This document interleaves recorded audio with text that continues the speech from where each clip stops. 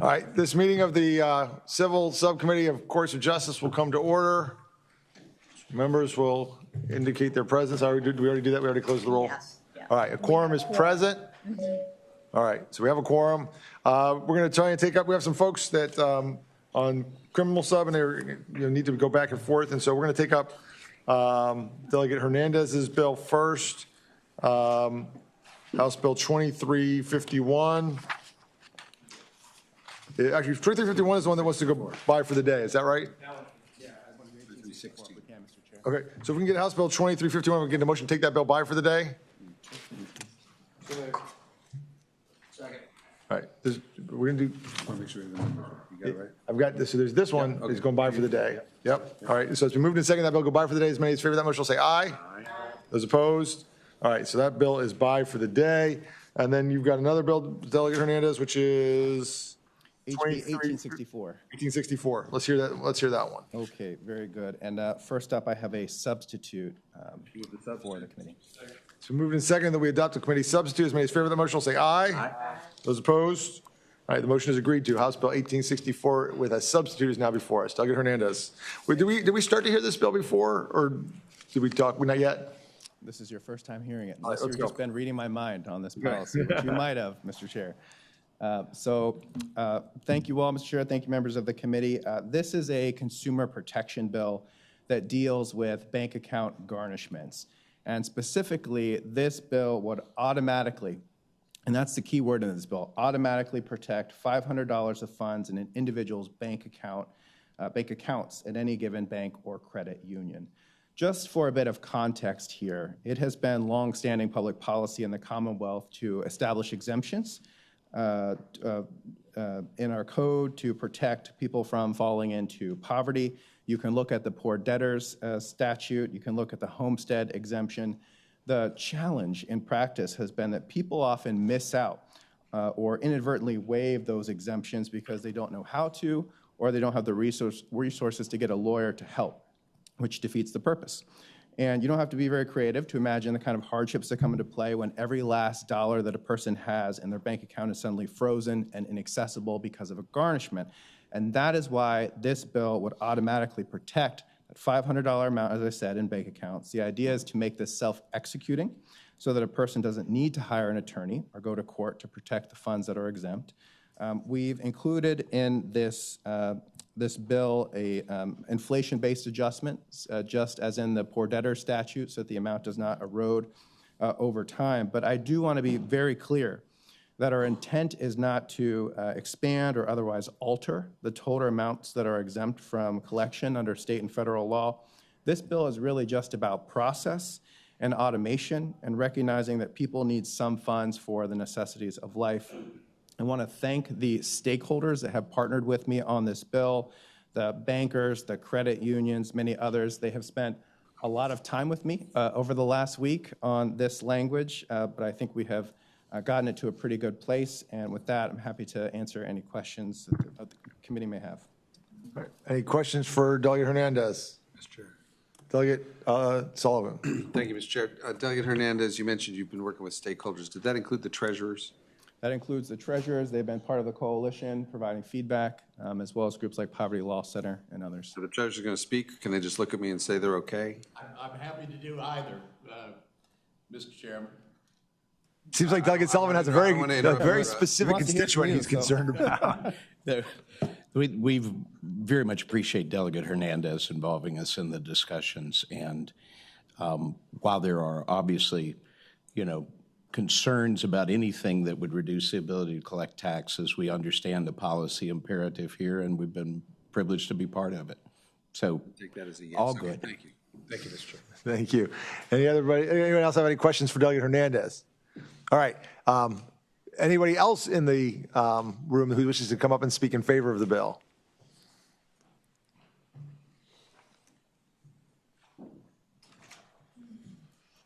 Mr. Chair, Jay Spear with the Virginia Poverty Law Center, and we certainly appreciate Delegate Hernandez bringing this bill and for everybody being extremely cooperative, and I really want to thank the bankers particularly. Thank you. Thank you. And now the bankers. Mr. Chairman, members of the subcommittee, Matt Bruning with Virginia Bankers Association. Definitely appreciate the delegate working with us in the coalition. I think, obviously it's a good consumer protection, but with a mind for the operational efficiency for our institutions that are having to respond to these garnishment requests. It makes it easy on us, so we appreciate that and support the bill. Thank you. Mr. Chairman, Corey Connors with the Virginia Association of Community Banks. Want to associate our comments with those of the previous speaker, and we support the bill. Thank the delegate. Thank you. Mr. Chairman, Jared Calvey, AARP Virginia. We support the bill as well. Appreciate the delegate bringing it forward. Thank you. Mr. Chairman, members of the committee, Matt Benedetti representing the Virginia Creditors Bar Association, and we thank the delegate for working with us to get this bill in a better position than when it was introduced. So thank you. All Sounds right. a lot easier than it was, Mr. Chair. Anyone in the audience? Anybody in the audience want to rain on this happy parade and speak in opposition to this bill? All right. It sounds like you've done the work to get a consensus bill here for us. Committee operates by motion. Sorry, could you say that again? Move to report. Substitute. With a substitute. And it's been moved and properly seconded that the bill report with substitute. Clerk will open the roll. Members will cast their votes.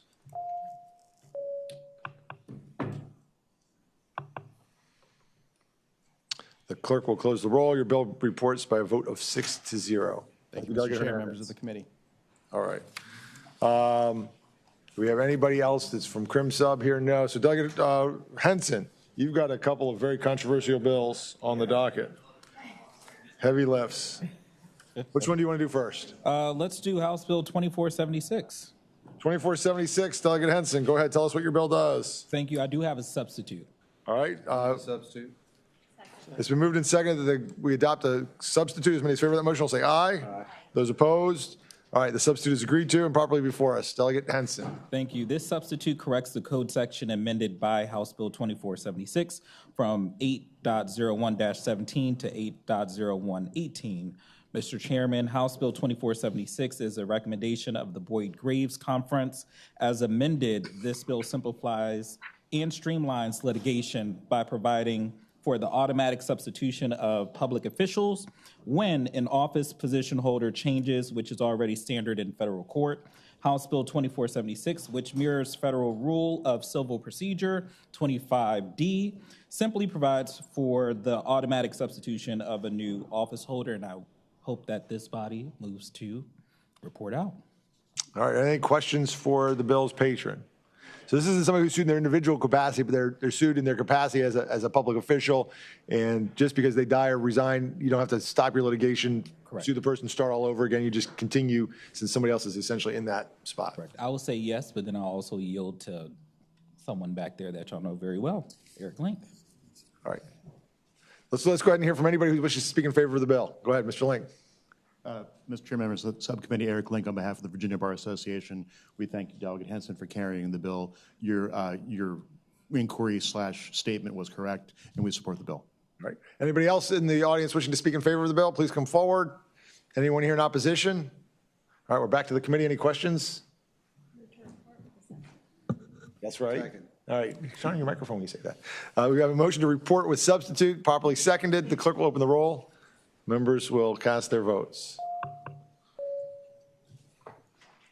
just so the people at home don't think I'm making up those motions and seconds. Clerk will close the roll. Bill report 6-0. Delegate Henson, you've got some more. Yes, sir, Mr. Chairman. House Bill 2477, which is also a Boyd Graves bill, is a bill that will create more durable access easements and reduce unnecessary complication during real estate transactions. House Bill 2477 creates a new code section allowing a property owner to create easements on their own land that will outlast the ownership and apply even if the owner owns both properties. This would create more durable easements that avoid access problems and complications at the real estate transaction closing. So I hope it is the will of this body to move and engross this Boyd Graves recommendation. All right. Any questions for the patron from members of the subcommittee? You did. All right. Anyone in the audience wishing to speak in favor of the bill? Mr. Chairman, members of the subcommittee, the Virginia Bar Association supports the bill. All right. Anyone in the audience wishing to speak in opposition to the bill? All right, we're back to the committee.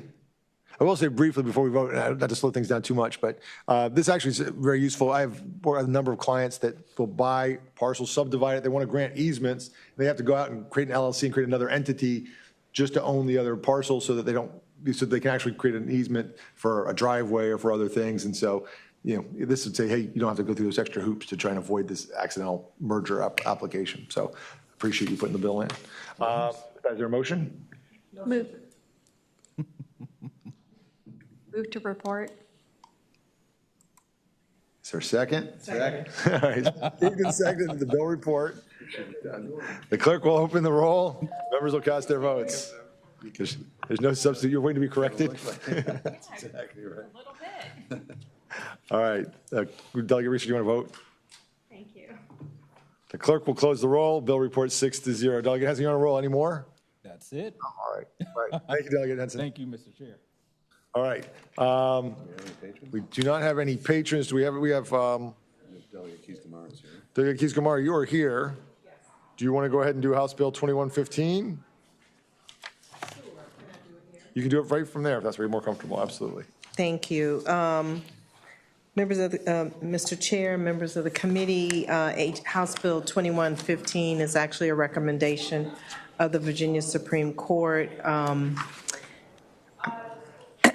In instances of child custody, visitation, or child support, it has been standard practice to issue a subpoena for any child that's a part of that family, resulting in children leaving school for oftentimes no reason at all, actually.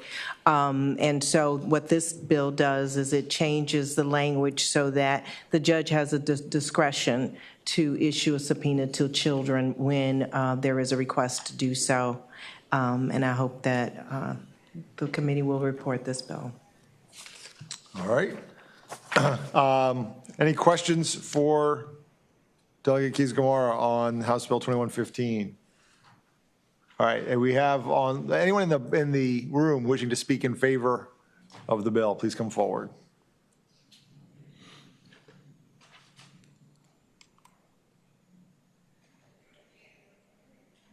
Thank you, Mr. Chairman, members of the committee. We are in support of this bill. We, although ordinarily a youth 12 and older would get notice of the court proceedings, in this case, as Delegate Keys-Gamarra has said, sometimes especially self-represented litigants don't know that they really shouldn't bring their children to court, and the judge might not look kindly on that. So this gives the judge discretion on whether to issue it or not.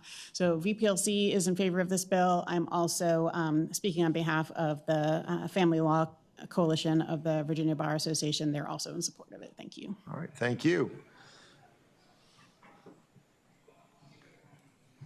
Mr. Chairman, Brandy Singleton with the Office of the Executive Secretary. I just want to thank the delegate. This bill came about through a robust discussion of the Judicial Council. It did not arrive fully formed, and she was really gracious in working with us and the juvenile judges to find the right legislative language solution to this problem. So thank you. Thank you. All right, online we have Lawrence Deal. Thank you, Mr. Chairman and members of the committee. I think I've already jump the gun. I'm here on behalf of the Virginia Family Law Coalition. We do support the bill. All right, thank you. All right, anyone wishing to speak in opposition to the bill, please come forward. All right, back to the subcommittee. Any questions, concerns, motions? Report. It's been moved and seconded the bill report without a substitute. Clerk will open the roll.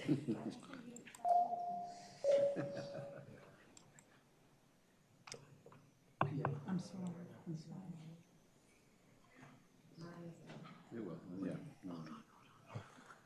2115. We're moving too fast. No.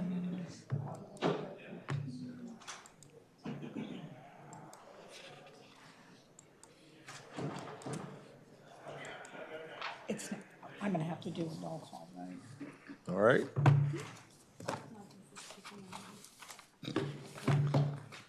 Here, it came out. Oh. Okay, sorry. All right, clerk will open the roll. Members, cast your votes. Clerk will close the roll. Bill report 6-0. Delegate Keys-Gamarra, you are in good shape for full, I think. All right. Delegate Davis came by earlier today and asked that we strike his House Bill 2316. So at the request of the patron, I entertain a motion to strike House Bill 2316. So moved. It's recorded. Moved and properly seconded. The clerk will open the roll. Members will cast their votes on the motion to strike. It's not, It's just slow. the vote's not coming up. It's just slow. Okay.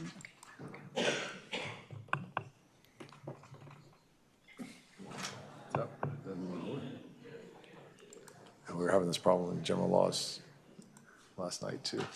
In this room. Not in this room, it might have been that laptop.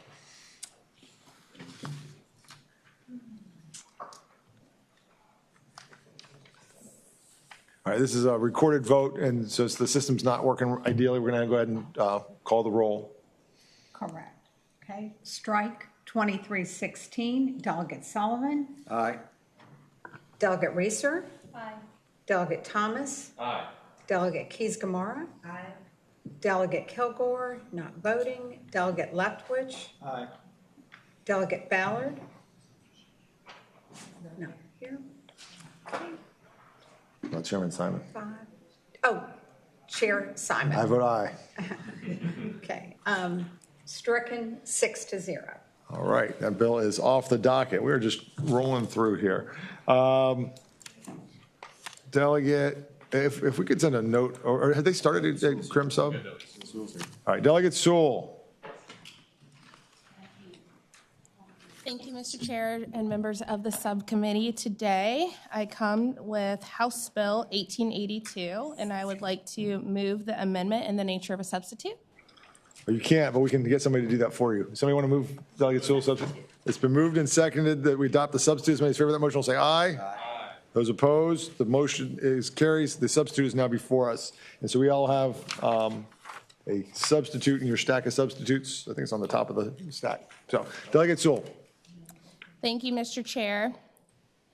Today's bill, House Bill 1882, is an effort to allow for military protective orders to be used as evidence in opportunities to provide preliminary protective orders. The Commonwealth of Virginia is home to over 20 military installations, as well as over 125,000 individuals who are active duty and affiliated with our respective armed forces. And as we continue to make the Commonwealth of Virginia the best place for our military service members, their family members, and veterans to reside, this is an added way to provide protections to them and their family members in times of abuse. And I would like to thank the Virginia Poverty Law Center for working with me on this language. All right, thank you. Are there any questions from members of the subcommittee? I know we just got a substitute, so we may be still looking at it. Why don't we go ahead and have folks from the audience come on forward and speak to the bill. So if we can have anybody wishing to speak in favor of the bill, please come forward. Thank you, Mr. Chair, members of the committee, and Delegate Sewell. Yes, I'm Sushila Varkey with my own company, with Virginia Poverty Law Center. And we did work with Delegate Sewell and the Family Law Coalition on a substitute that basically makes this language discretionary for judges to consider when deciding whether to issue a PPO. And our concerns, and I'm sure Mr. Deal from the Family Law Coalition will express the Family Law Coalition's concerns, were about the fact that this is a private process that does not involve due process. So to get sort of a leg up in the PPO scenario seemed anti-due process. And there is also an amendment to not allow the military protective orders to be used in the full protective order proceeding because of that, not having due process. Thank you. And that's on lines 27, 28, and 29 of the bill, a substitute looks like. So It's right here. again, if I understand, so on Yes. line 19 through 21, we say it may be considered as evidence in support of an affidavit in a preliminary protective order, but then we go ahead and explicitly exclude it because of, again, those potential due process problems from the permanent protective order. You have to come up with some other evidence beyond Yes. that every time you get there. And the other part of this bill is to encourage cooperation between civilian law enforcement and military law enforcement when the civilian PPO is violated. So everything in it is discretionary and encouraging. Got it. Thank you. All right. Anyone else wishing to speak in favor of the bill? Mr. Deal, did you want to speak to this bill as well online? Yes, sir. You seen this? Mr. Chairman, members of the committee, the coalition initially had concerns about the fact that MPOs are issued by a commander, no notice, no hearing. It can be almost just on a phone call from a neighbor watching some incident. As I came up actually last night with we wanted to make sure that in the final disposition, which is going to be the real most important hearing on this for permanency, that it was not implied that since you can use it for a protective initial one, that doesn't imply it can be used that order, because you can't cross-examine the commander who issued it to find out what he based it on. So we've excluded it from the final hearing. That satisfies our main concern about due process. And based on what I came up with, I guess, last night with the BPLC's amendment, we will now support Delegate Sewell's bill as substituted. Thank you, Mr. Deal. All right. Anyone wishing to speak in opposition to the bill? Any questions from members of the subcommittee? Delegate Thomas. Oh, sorry, Mr. Chairman. That was a holdover. I just wanted the substitute explained, but it sounds like we've already heard that and everything's great. So I will now hit my button. All right. Well, yeah, having served as an Army JAG and sometimes counseled commanders on these kind of personal protective orders and sometimes having them issue them without talking to me, I get what some of the concerns are. So I appreciate your work on this, Delegate Sewell, and working with all the stakeholders to get to a consensus bill. With that, is there a motion? Move to report with substitute. Second. All right, it's been moved and seconded the bill report with substitute. The clerk will open the roll. Clerk will close the roll. Bill reports 6-0. Thank you, Delegate Sewell. Thank you, Mr. Chair and members of the subcommittee.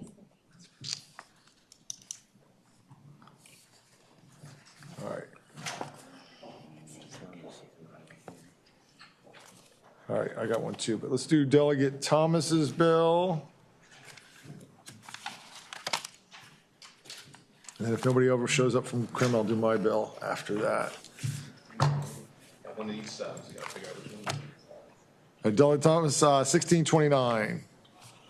Thank you, Mr. Chairman. Just making sure. Is there a substitute for this, Delegate Thomas? Is this the one with the substitute? Yes, it is. I would love to move that substitute, Mr. Chairman. It's been moved and seconded that the subcommittee adopt the substitute. As many as favor that motion will say aye. Those opposed? All right, so we have House Bill 1629 as substituted before us. Delegate Thomas, would you like to explain to us your substitute and the bill? Yes, Mr. Chairman. So in the bill, what the new bill, I guess I will say, addresses a problem where in a lot of government benefits cases, particularly with Social Security or veterans benefits cases, getting medical records can be cumbersome and expensive. And particularly, I can tell you from my own practice as a pro bono attorney for veterans trying to get their benefits, sometimes the costs associated with getting copies of those benefits can be onerous for some individuals. So what this bill seeks to do is to ensure that everyone's entitled from a healthcare provider to one free copy of a patient's health record, again, solely for the purpose of supporting a claim. So you don't just get a free copy for no reason. It's because you're trying to make your claim for Social Security or veterans benefits. And again, there's a cap, and so to alleviate any unfair burden on healthcare providers, all extra copies are of course subject to a reasonable fee. I hope it's the will of the body to report the bill. All right, so this went from all your records every time free to one free copy per year? Correct. All right. Anybody wishing to speak in favor? Any questions from members of the subcommittee for Delegate Thomas? Anyone wishing to speak in favor of the bill, please come forward. Thank you, Mr. Chairman and the committee. I'm Joanna Suez. I'm president of the Virginia Trial Lawyers Association. We support this bill. We thank Delegate Thomas for his sponsorship of it, and we thank the Medical Society and the medical records people for working on it with us. So thank you very much. Thank you. Anyone else? Nicole Lauder at Williams Mellon here on behalf of the Association of Health Information Outsourcing Services, AHIOS, and just want to thank the patron for working with us on the amended version, substitute version of the bill, and we support the bill. Thank you. Thank you. Clark Barron with the Medical Society of Virginia. We want to thank the patron for working us on the substitute and appreciate it very much. All right, thank you. All right, anyone in the audience wishing to speak in opposition to the bill? I gotta say, we've done a great job, I think, of working out compromises today. So, is there a motion? Move to report. Second. Substitute. What she said. All right, I think Delegate Reeser properly stated a motion to report with substitute, seconded by Delegate Kilgore. The clerk will open the roll. Members will cast their votes. Clerk will close the roll. Bill reports 7-0. Delegate Thomas, congratulations. Thank you, Mr. Chair. All right. What's that? Delegate Cousins is here. Delegate Cousins.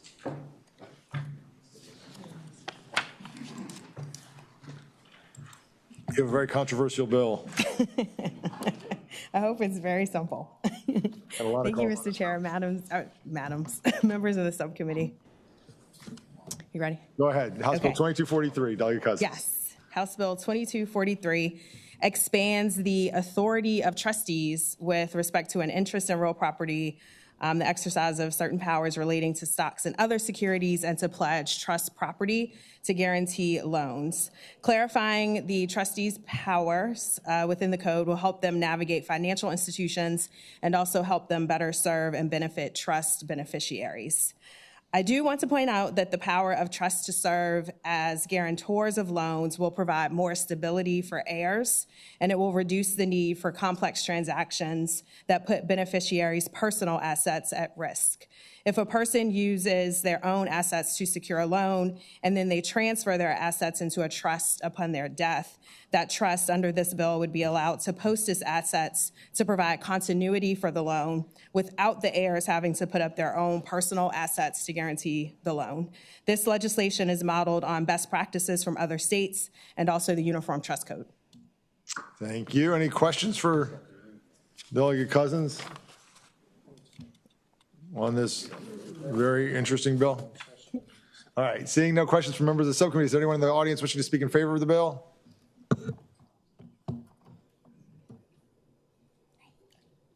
Mr. Chair, members of the subcommittee, Eric Link speaking on behalf of the VBA. We thank Delegate Cousins for carrying the bill. It is a recommendation from the Wills, Trust, and Estates section, and if you have any substantive questions, Lord knows I can't answer them. We have somebody available online. All right, I see that, is it Ms. Jones is available online? All right. Anybody have any substantive questions? All right, so far, no. Anybody here wishing to speak in opposition to the bill?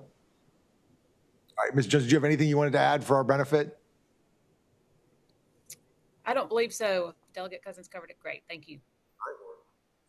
It's been moved and seconded that this bill report without a substitute as introduced. Yep. All right, perfectly done. It's been moved and seconded. The clerk will open the roll. Members will cast their votes.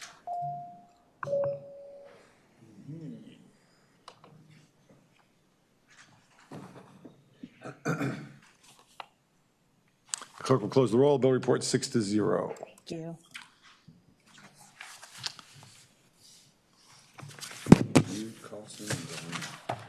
All right. Mr. Chair, what I'm going to do is I'm going to hand you the gavel, and I have somebody who wants to come speak. So I'm going to go out to the podium for this one.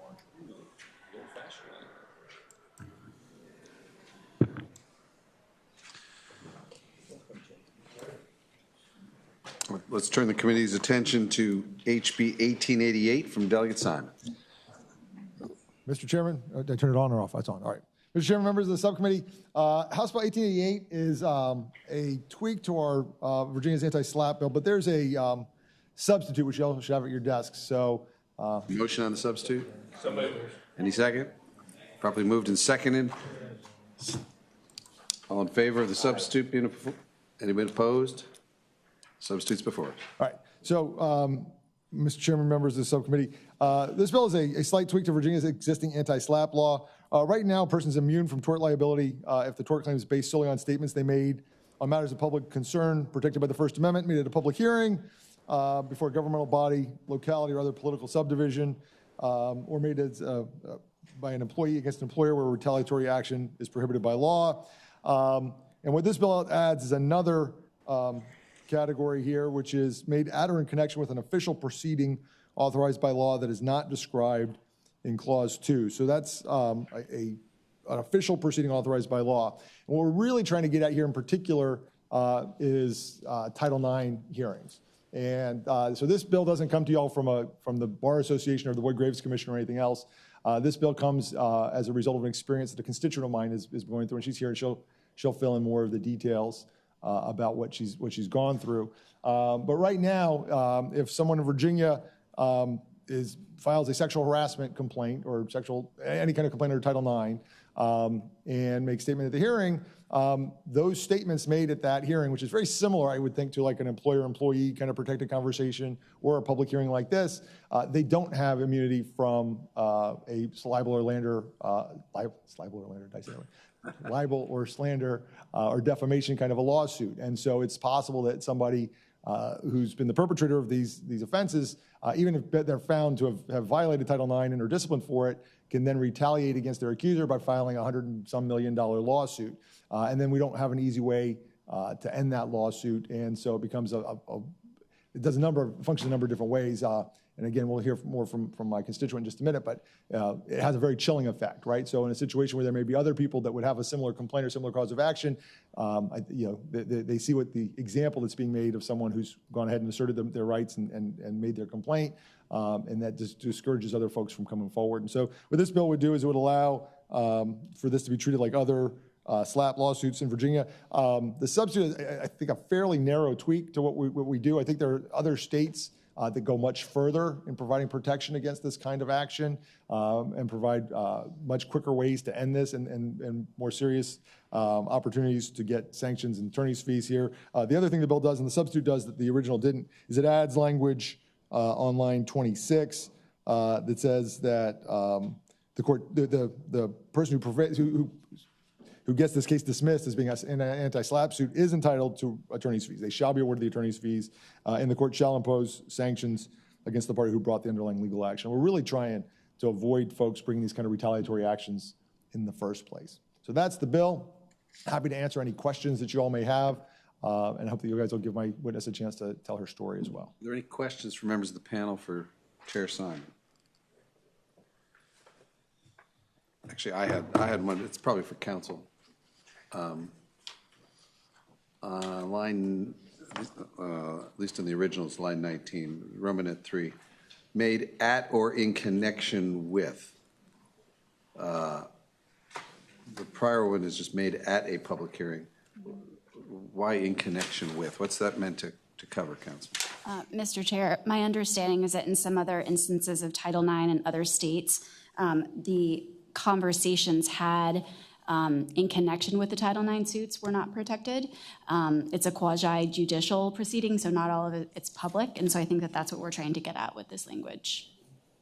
Great, thank you. Any other questions? Let's go to the Delegate Leftwich. And this may be a question for council. My question is very similar or closely connected to the one the acting chair made, and that is, if we're talking about Title IX, why don't we say that? And secondarily, does the Virginia Code define official proceeding? So, Mr. Chair, Delegate Lefwich, I think that would be a decision for you all as to whether or not you want to specify Title IX. I can certainly look up and see if there's a definition of official proceeding. So, Mr. Chair. Delegate. Yeah, so I mean, I think where this language comes from is we stole it from other states, right? So we didn't just make it up as we were going along. And where this works, so California has the language that says, their statute says, made in connection with before a legislative, executive, or judicial proceeding or any other official proceeding authorized by law. And that's where they've been able, and that's how victims in this almost exact same circumstance in Title IX have gotten it in. I didn't think we wanted to keep it that narrow. I mean, I want to come back next year with a different form or different flavor of it. I think that the idea of it is, you're in an official proceeding, you're exercising a right you're entitled to, and you shouldn't be dissuaded from or chilled from asserting your claim out of fear of retaliation from a suit. So Title IX is the case that we have at hand today, but I think I do prefer the broader impact. But if it's the difference between a yes and a no, let me know.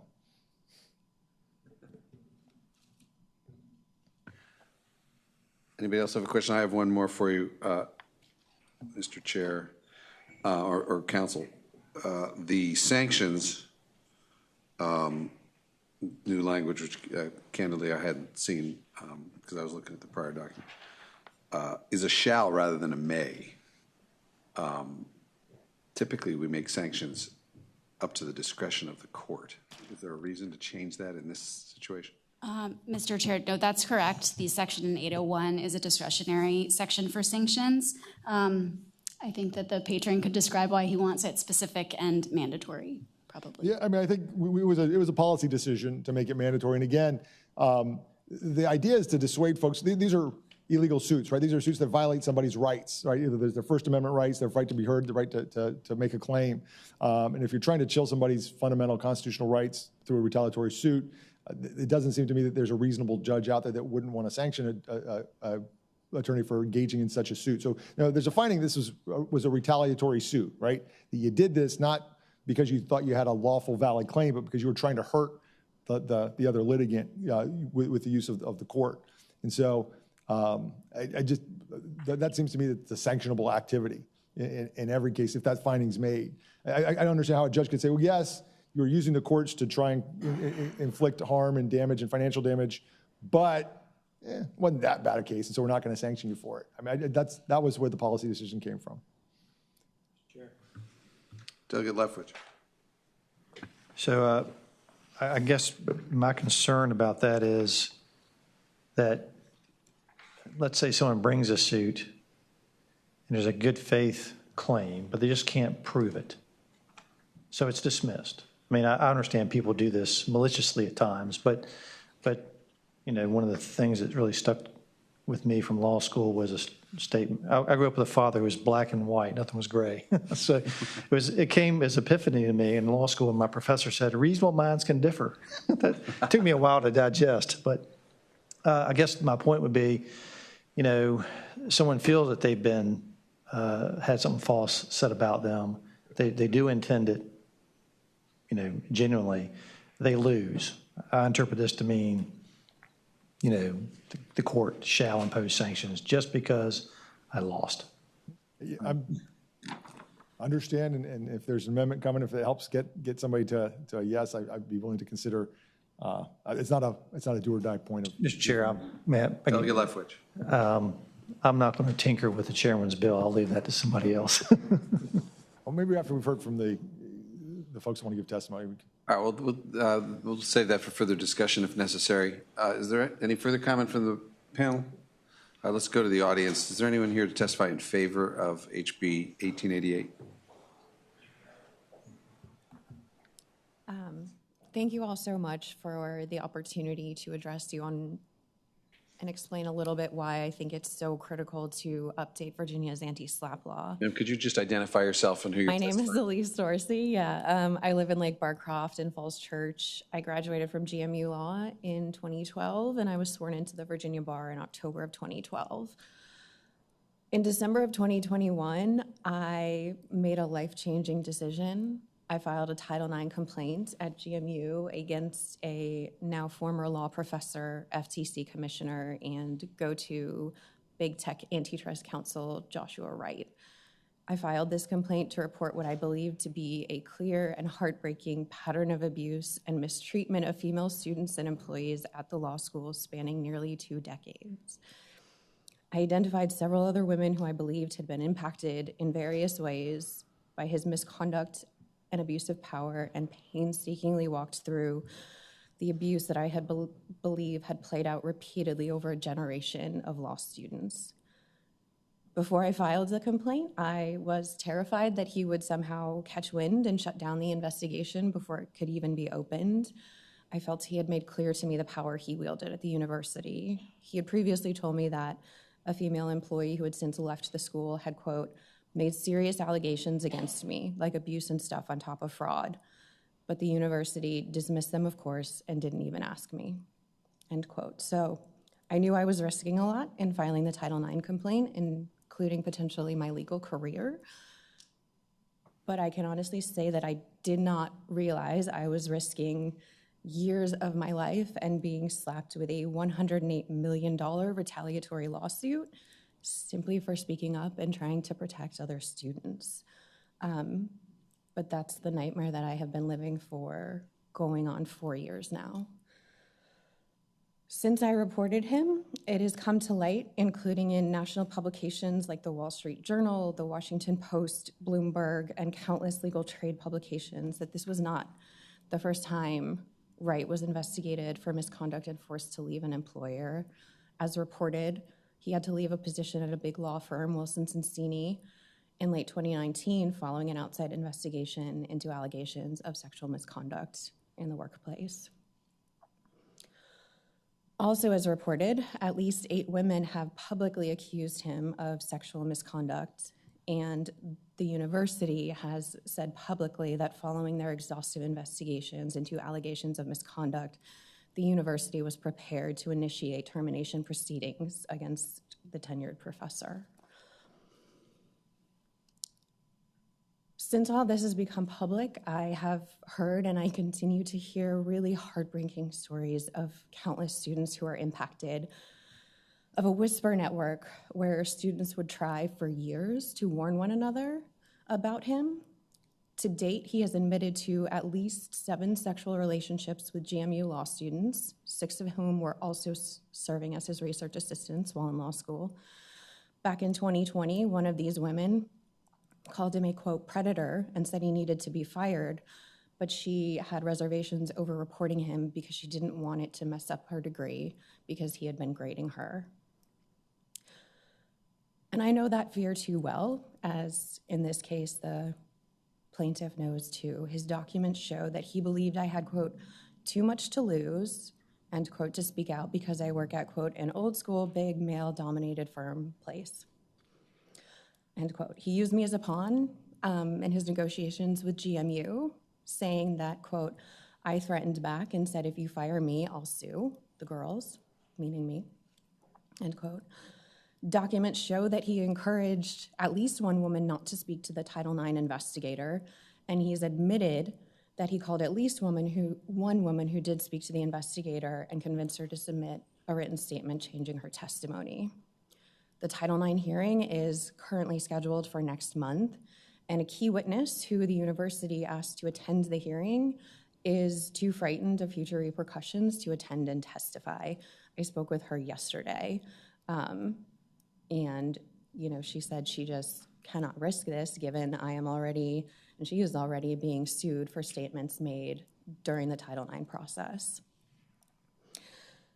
In discussing this $108 million lawsuit just days before it was filed, he told a friend he wouldn't sue for defamation, then on reflection said, quote, maybe defamation for fun, but not to win, mostly to say, I sued and am defending myself for clients, end quote.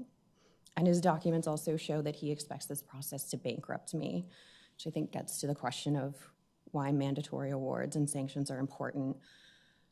All of this is to say, I am defending myself in what is a completely frivolous, quintessential SLAP lawsuit designed not for justice, but to silence a whistleblower. Our legal system has been weaponized to stifle rather than uncover the truth, and I have been paying the price for years, financially, emotionally, and psychologically. I think mandatory fees, to address some of the committee's questions, are critical because in the vast majority of these cases where they're being filed in bad faith, the mere act or even the threat of the filing of these lawsuits is enough to silence someone. It's incredibly expensive to fight. I have been very fortunate to receive a lot of pro bono help, but I still am drowning in fees. And the best I can hope for today is that a judge might award my fees. But I think if, there has been a finding that the lawsuit violated Virginia's anti-SLAP legislation, not merely that, you couldn't prove a defamation case, but instead that this lawsuit was in violation of someone's First Amendment rights, that mandatory award of attorney's fees has to be the bare minimum if we want to allow free speech to continue and allow women to speak honestly about their experiences. Thank you. Thank you. Thank you very much, ma'am. Anyone else here to testify in support? Is there anyone in the audience who wants to testify in opposition to HB 1888? Terry, do we have anyone online? We did, they dropped off. They dropped. Okay, great.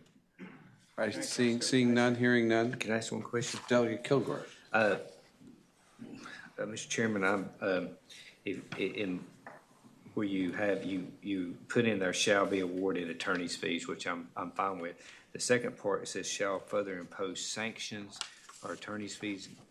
Not enough. I mean, I'm just wondering if we should. I mean, I'm not saying it's totally. I'm not going to vote for it if that's in there, but do you feel that's necessary? So your suggestion is we sort of compromise and say the attorney's fees will be mandatory. Right. And then under facts like we just heard, we would expect a judge would impose sanctions, but under facts that might be different than this particular case, the judge's discretion and make that a may? I would say the court may further impose sanctions is what I would suggest. Just would you consider that sounds like that helps you get friendly, at least an acceptable amendment? I think we can accept that for now. We can. I think yes, that's a friendly amendment. I'll make that amendment then. Second. All right, there is a motion on the table, council, to change the word shall on line 26, the second use of the word shall on 26 to may. Any further discussion of that proposal? All in favor? Aye. Any opposed? All right, that amendment passes. Delegate Ballard, you were on that? Yeah, thank you, Mr. Chairman. Chairman Simon, if I understood her timeline correctly, I mean, does this legislation address current ongoing litigation, or is that something in the past? Yeah, no, this would have prospective, this wouldn't affect the already filed cases. This would only have prospective application. We've talked about that. She understands that too. So yes, well, unfortunately, this won't help Elise in her case. This is designed to improve the system for future potential litigants. Delegate Reeser. Thank you, Mr. Chair. I just wondered if council was going to report back to us on the definition of official proceeding. Yes, Mr. Chair, Delegate Reeser, there actually is no definition of official proceeding in the code. Judicial proceedings there a lot, but I think to Delegate Simon's point, the point is that these Title IX proceedings are quasi-judicial, so they wouldn't fit into the judicial procedure proceeding definition, and I think that that's why we used official proceeding. Thank you, counsel. Any further questions for counsel on that point? Any further conversation or questions or debate from the panel? Delegate Simon, you got the last word? No, I appreciate the committee's attention and thoughtful questions and suggestions for improving the bill, and hope to be the will of the body to pass recommend the bill for reporting. Did I hear? You did, Mr. Chairman. Report. As amended? Substitute as amended. Properly moved and seconded. Clerk will please open the roll.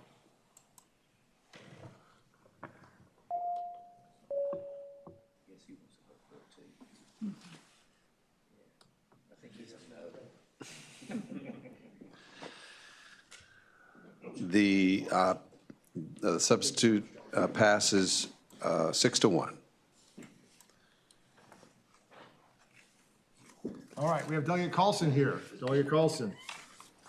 I know we're borrowing you from criminal sub, so we want to get to you. Thank you, Chair Simon. Happy to explain the bill for committee members. We usually do, so that would be great. House Bill 2536. Chair, it is excusing clerks from jury duty. I actually had a clerk bring this up to me. Anytime that their name or their deputy clerk's names are pulled for jury duty, they automatically excuse them with a very rational reason, which is that they have access to records and evidence, and they process paperwork related to the cases, the very cases they would serve as a jury on. So it avoids them. Not all my bills can be heavy hitters, but it will make their life a little easier and save a little bit of money to not have to summon themselves for jury duty to just be excused. So I would propose that we add them to the list of automatically excused. Yes. Yeah. So I have a friendly amendment. Yep. So I have a friendly amendment. So I just got this text from my wife this morning, and Delegate Sullivan can tell you what it is. It's a summons for jury duty that she got this very morning. And I asked if I could do anything about it. I told her no, but I did not know your bill was going to be on the docket. So if we could add spouses of General Assembly members, this is line 11, I'd have a much better. I feel like we're in there. Oh, but not spouses, sorry. Not spouses, all right, we're already there. There's always next session. Members of the General Assembly while in session or their spouses. It would be really easy to change. All right, any serious questions for the patron? All right, this seems like a pretty straightforward bill. It's been moved and seconded. The bill report. Clerk will open the roll. Sorry, the system is not. I'm telling you, they couldn't all be, sometimes you need the easy ones. I had no ones this that would have even pulled you from. All right, the clerk will close the roll. Bill report 7-0. Thank you, Delegate Carlson. All right, Delegate Lefwich. Thank you, Mr. Chairman. Can I do this from? You can do it from your seat. So let me find my.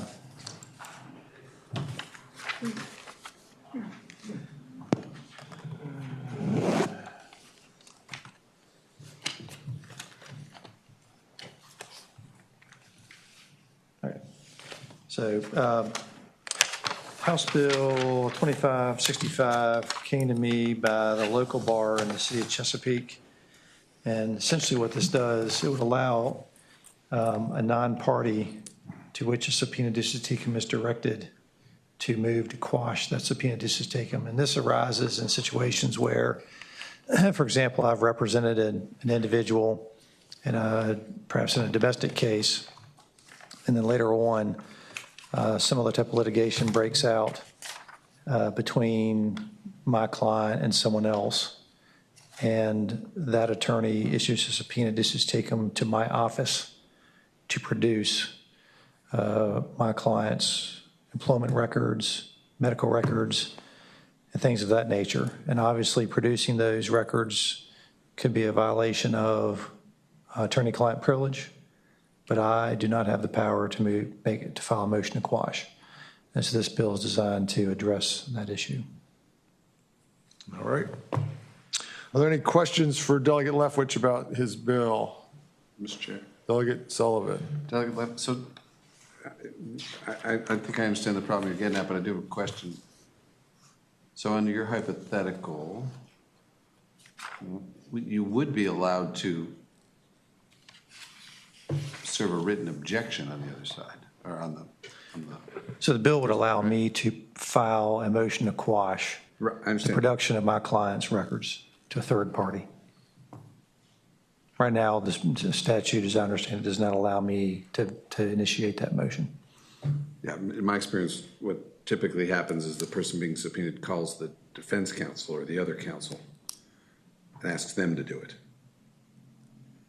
I'm just saying as a matter of practice, not as a matter of law. Yeah, well, correct. You would think that the person whose records are being sought would file a motion to quash, and or any attorney they have at the time would file that motion to quash. But if they're late and don't do it timely, then I'm either facing a show cause or or an ethical violation. I'm in a quandary. Thank you, Mr. So, just give me a second. I don't know if I have a question. Well, let's see if is there anybody here to speak in favor of the bill? Anybody here wishing to speak in opposition to the bill?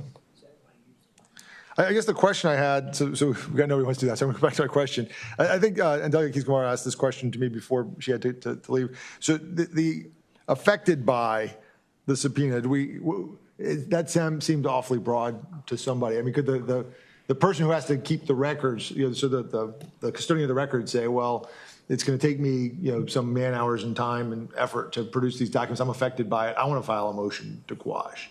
I mean, I don't know if that's what you intended, but do you understand sort of the question? I'm not married to that language. Yeah. You strike that part of it. I mean, I guess the question is, I get the person who's subject to it. It's not so the person sort of. I would maybe ask counsel if they had a better term, or for that. You can tell us how we picked that.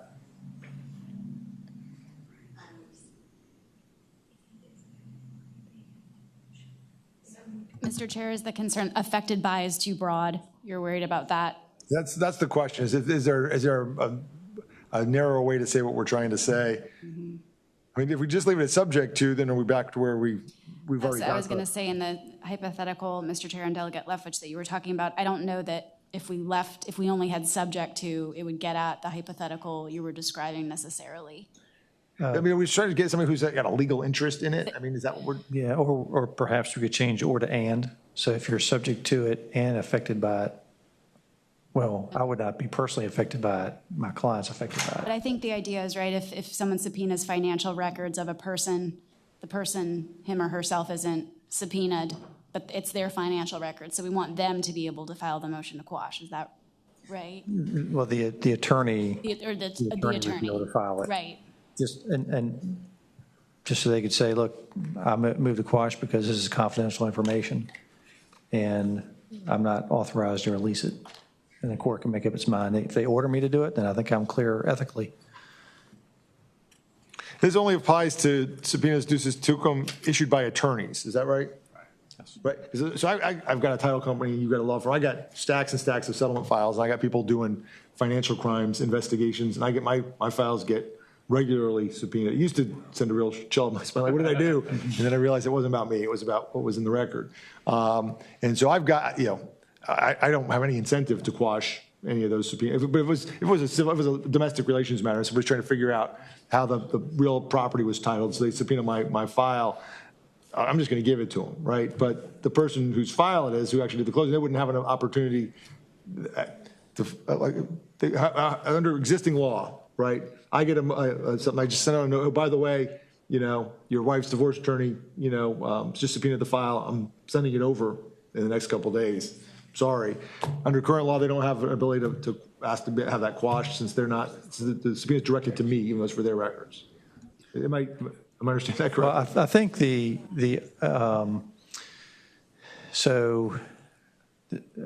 former client, I would obviously, as you indicated, notify the former client that I've been asked to produce their records and say to them, you need to do something.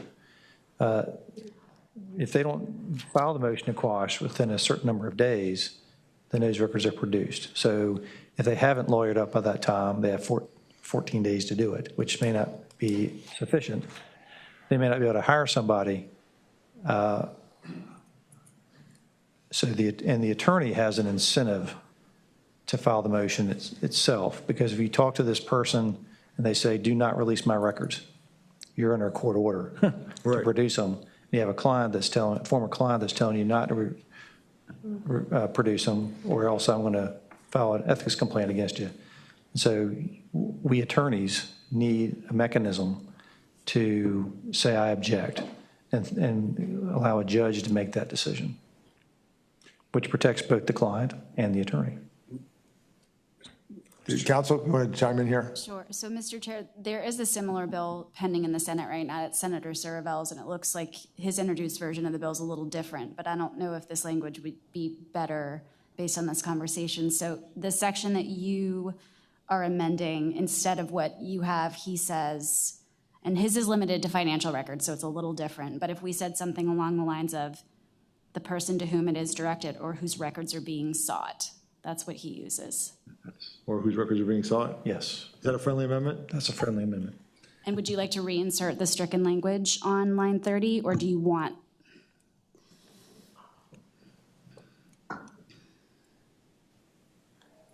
So I think that would make sense. I think so too. Okay. does everybody understand the proposed amendment? I do, but I have another question for council. All right, before we vote on the amendment. For a second. Is it okay if we do the amendment first? Of course. Okay, so move the amendment. Second. All right, so moved and properly seconded. The amendment be adopted. As many as favor of that motion, I'll say aye. Aye. Those opposed? All right, the motion carries. We're sort of in workshop mode here, but that's good. Council, or Delegate Leftwich, I'm still struggling with where's your motion to quash come in here? You get a subpoena. You're now the person to whom it's directed, or whose records are being sought. It says you can issue a written objection, setting forth the grounds, and then if objection is made, then the party who issued the subpoena can bring this to the effect to the attention of the court with an order to compel, Okay, and so- then the court can quash it. Right, okay, so. Where's this give you a right to quash? I misspoke. So in an attorney-issued subpoena, you have 14 days to object. And once you object, the other party must move to overrule my objection. You're not changing that process? No, I'm not changing that process. I misspoke. That's what I didn't My understand. apologies. Okay, thank you. Okay. All right. Any other questions on the bill as amended? Anyone wishing to speak in favor of the bill? We already asked that. And anybody speaking against? There's nobody. This seems to align it with the bill that we're likely to be seeing coming over from the Senate. So with that, I entertain a motion. Move to report as amended. It's moved and seconded. The bill report is amended. And refer to the Committee on Appropriations, apparently. So this has been motioned, properly seconded to report as amended and refer to appropriations. Because they told me they do. Clerk will open the roll. All right. The clerk will close the roll. Bill is reported with recommendation to refer to appropriations by a vote of 7-0. Thank you, Delegate Leftwich. All right. Do we have any other bills to come before us? Delaney. Oh, so Delegate Delaney sent me a note, and she said her House Bill 2259 would like to go by for the day. So I entertain such a motion. Moved. It's moved and seconded that House Bill 2259 go by for the day. As many as favor of that motion will say aye. Aye. Those opposed? That motion carries. All right. That concludes our business. Looks like we probably will not need to meet on Friday. We got plenty of time, so we'll be back on Monday. All right. With that, the committee shall rise.